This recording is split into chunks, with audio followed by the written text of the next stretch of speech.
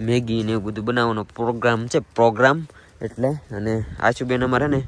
રોટલાની તૈયારી કરે છે કેમ કે આશુબેન રોટલા બનાવવાનો એટલે અમારે વધારે કઈ કહેવાય નહીં પાછું સમજી જાય નકર રોટલા વેગી ના રહેવું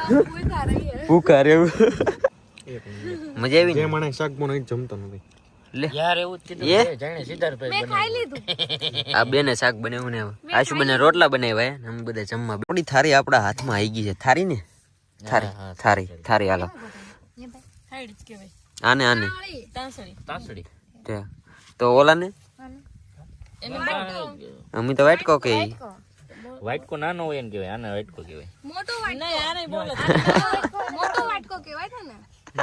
મોટો વાટકો કઈ નહીં ભાઈ જો અત્યારે ને ભાઈ બધા બસ હવે જાવ જોઈએ મેટર પતી ગયું મેટર સોલ્વ કહાની હોય પિતળની આવે હા એ આવેલી આ મારે હા આ મોટા આને શું કહેવાય એમજી ભાઈ જો એવડે તાળી કે આપણે તમે કમેન્ટ કરીને કહેજો હું કહેવાય અરે આ